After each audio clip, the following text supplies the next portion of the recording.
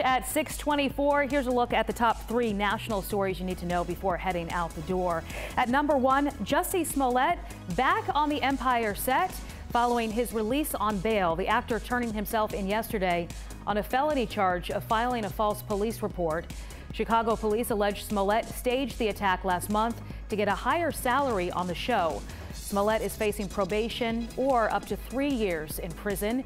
The Chicago police superintendent says Smollett owes the city an apology and should offer reimbursement for all of the resources put into the investigation.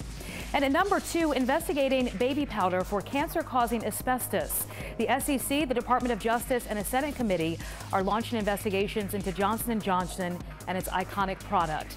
For decades, the company has denied any link to cancer, but a recent Reuters report found internal company documents suggesting it knew of an asbestos link in the 70s through the early 2000s and failed to notify anyone. Thousands of people are suing the company, many saying the federal investigations are long overdue.